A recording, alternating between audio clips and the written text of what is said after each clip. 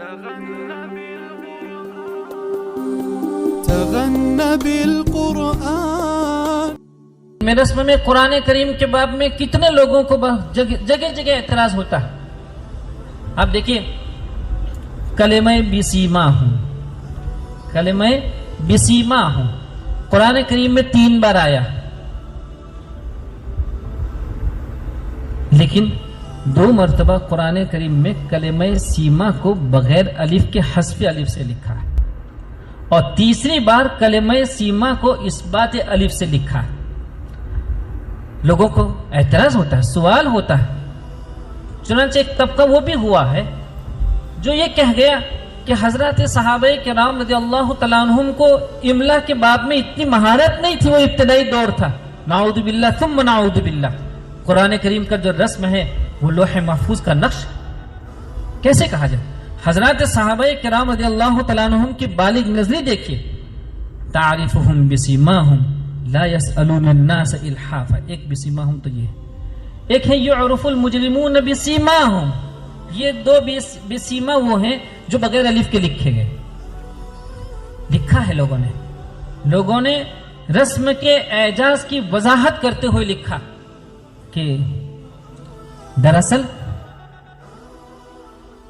پہلا جو بسیما ہے تعریفہم بسیماہم لا يسألون الناس الحافا، یہ غربا سے متعلق گفتگو ہے.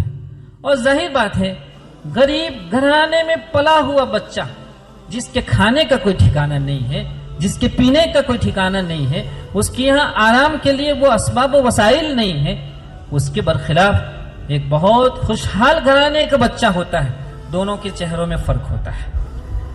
غریب کا چہرہ غربت کی وجہ سے، تنگی کی وجہ سے سکڑا ہوا ہوتا ہے.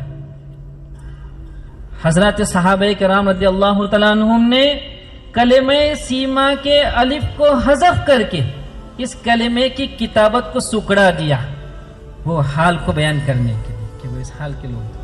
یعرف المجرمون بسیماہم، یہ مجرمین سے متعلق ہے.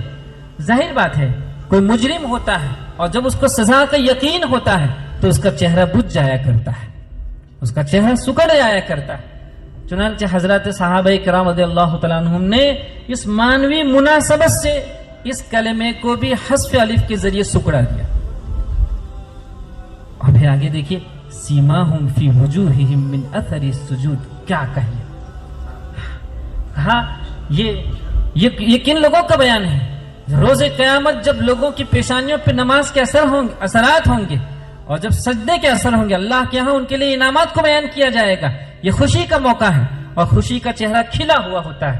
تو حضرات صحابہ کرام رضی اللہ تعالیٰ عنہم نے اس مناسبت سے کلمہ سیماہم فی وجوہہم کو اثبات الف کے ساتھ کھول دیا، کھلا دیا. بچوں، فن کی یہ چیزیں منظر عام پہ ہمارے آپ کے سوا کون لائے گا؟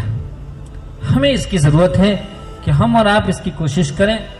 میں اپنی گفتگو کو آگے نہ بڑھاتے ہوئے آپ کی خدمت میں اور آپ کے استاذ محترم کی خدمت میں دل کی تمام تر گہرائیوں سے مبارکباد پیش کروں. مجھے معلوم ہے کہ کتنے پاپڑ بیلنے کے بعد اور کتنی طلب کے بعد اللہ رب العزت یہ نعمت کسی کے حصے میں کیا کرتے ہیں. اللہ تعالیٰ نے یہ نعمت آپ کے حصے میں فرمائی ہے.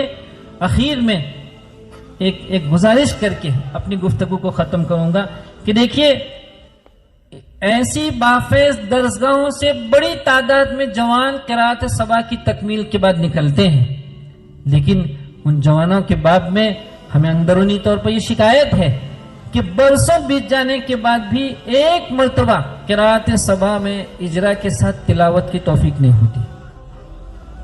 بچوں اس کی کوشش کرو کہ اگر اللہ تعالیٰ نے قرات کا کوئی میدان آپ کے حصے میں اپنی مصلحت سے نہیں فرمایا ہے تو کیا میدان نہ ملنے کی وجہ سے ہم اپنے علم کو سڑا دیں گے؟ یہ نہیں ہو سکتا ہے. بہت محنت سے ملی ہوئی یہ سعادتیں اور یہ شرافتیں اور یہ شریف ترین فن ہم روزانہ آدھا صفحہ اس کی تلاوت کریں، اجرا کریں تو انشاءاللہ یہ نعمتیں ہمارے آپ کے ساتھ رہے گی. بہت مبارک ہو. وآخر دعوانا الحمدللہ رب العالمین.